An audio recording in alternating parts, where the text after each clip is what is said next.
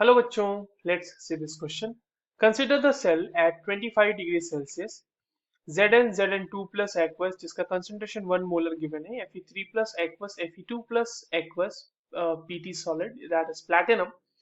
The fraction of total ion present as Fe3 plus ions at the cell potential of 1.500 volt is x into 10 to the power minus 2. The value of x is आपको nearest integer में उसकी value बतानी है। ई naught की value Fe3 से Fe2 plus के conversion के लिए गिवन है और ई नॉट की वैल्यू Zn2 प्लस से Zn के लिए गिवन है। चलिए इस क्वेश्चन को सॉल्व करते हैं बच्चों। सबसे पहले ये देख लेते हैं कि इस क्वेश्चन को सॉल्व करने के लिए हमें कौन से की कॉन्सेप्ट की जरूरत है। तो अगर की कॉन्सेप्ट की बात करें तो ये सवाल सॉल्व होने वाला है नर्स्ट इक्वेशन जो इक्वेशन होता है उससे आप ईएमएफ ऑफ सेल को उसकी मदद से कैलकुलेट करते हैं। नर्स्ट इक्वेशन सबसे पहले जो हमारे पास सेल है उसको एक बार मैं वापस से लिख लेता हूँ। यहाँ पे जो सेल हमारा गिवन है वो बच्चों सेल क्या है, Zn 2 प्लस एक्वस जिसका कंसंट्रेशन भी आपको गिवन है that is 1 molar, salt bridge Fe3 plus aqueous giving Fe2 plus aqueous platinum solid. ठीक है, अब ये जो सेल है इसके लिए सेल रिएक्शंस कौन कौन से इन्वॉल्व होंगे वो देख लेते हैं। सेल रिएक्शन जो है वो है Zn से बन रहा होगा Zn2 plus plus 2 electrons, 2Fe3 plus plus 2 electrons will be giving you 2Fe2 plus electrons. ये दोनों रिएक्शंस हमारे पास हो रहे होंगे सेल में। ओवरऑल रिएक्शन की अगर हम बात करें तो ओवरऑल रिएक्शन हमारा हो जाएगा Zn plus 2Fe3 plus giving Zn2 plus 2Fe2 plus. ठीक है, अब इसके लिए ई नॉट की वैल्यू क्या हो जाएगी बच्चों। ई नॉट सेल की अगर बात करें वैल्यू तो सिंपली जो हमारे पास आयरन के लिए जो ई नॉट की वैल्यू गिवन है उसमें हमें माइनस कर देना है Zn वाले ई नॉट को वैल्यू को माइनस कर देना, रिडक्शन पोटेंशियल्स को बेसिकली माइनस कर देना। तो और इसको आप सेल से भी देख सकते हैं कि राइट वाले साइड में जो है उसके रिडक्शन पोटेंशियल से लेफ्ट वाले को हमें माइनस करना होता है। तो ये आ जाएगा 0.77 minus minus 0.76 volt.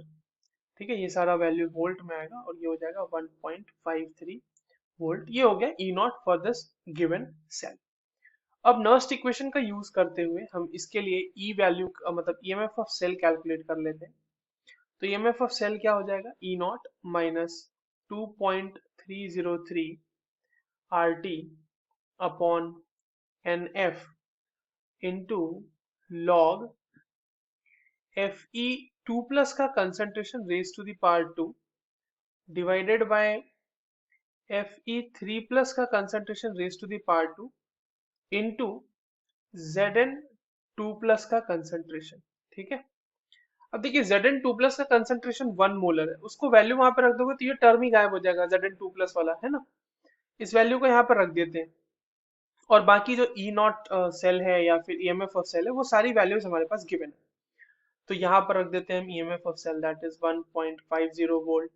E naught की वैल्यू भी हमने फाइंड की है दैट इज 1.53 वोल्ट माइनस, अब देखिए ये जो पूरी वैल्यू है ना 2.303 RT अपॉन NF वाली जो वैल्यू है उसमें अगर हम इसको एट 25 डिग्री सेल्सियस कैलकुलेट करें जो कि हमारे सेल सिस्टम का वही टेम्परेचर भी है तो ये आ जाता है 0.06 के आसपास, 0.06 अपॉन n। n की वैल्यू क्या हो जाएगी यहाँ पे अपॉन n, n की वैल्यू हो जाएगी 2 क्योंकि दो ही इलेक्ट्रॉन का एक्सचेंज हो रहा है इस पूरे रिएक्शन में। हमने जो रिएक्शन लिखा था अभी सेल रिएक्शन के लिए उसमें दो इलेक्ट्रॉन का एक्सचेंज आपको आसानी से दिख सकता है। लॉग ये हो जाएगा क्या, Fe2 प्लस का concentration divided by Fe3 plus का कंसंट्रेशन और इस पूरे का रेज टू द पावर 2 और Zn वाला जो है वो 1 वैल्यू अगर हम रख देंगे वहां पे 1 मोलर तो वो टर्म भी खत्म हो जाएगा। ठीक है, तो अब देखिए क्या हो जाती है यहाँ पर से वैल्यू, इसको थोड़ा सा सॉल्व करते हैं।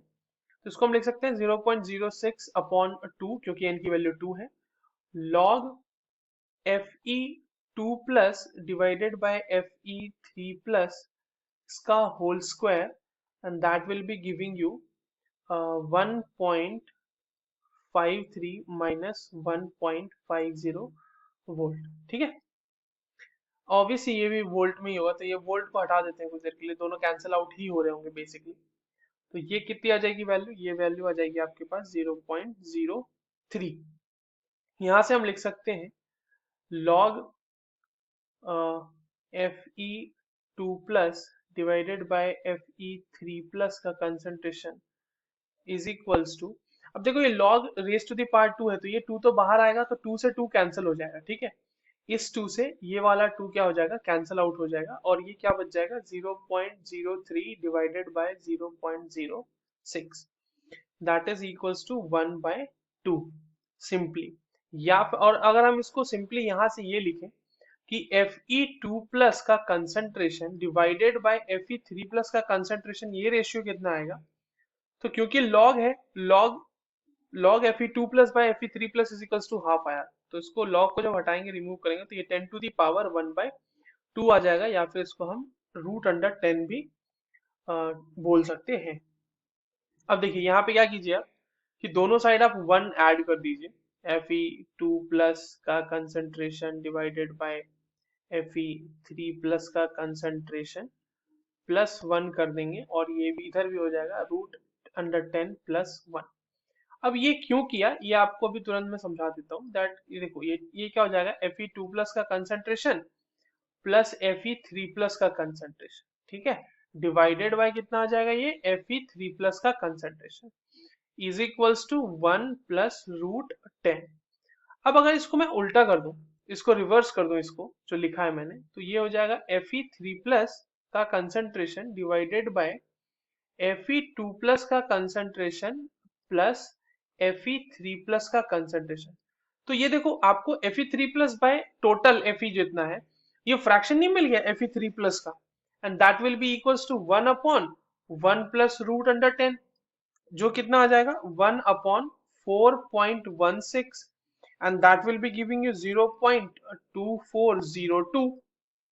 तो जो फ्रैक्शन आया बच्चों, फ्रैक्शन ऑफ Fe3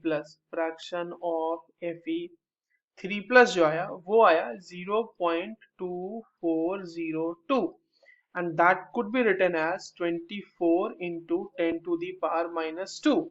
और यही तो हमसे पूछा था कि x into 10 to the power -2, तो x की वैल्यू कितनी आ रही है, तो x की वैल्यू हमने राउंड ऑफ फिगर में करके निकाल लिया, x की वैल्यू आ रही है 24, and this is our correct answer for this given question. I hope you understood this well. All the very best.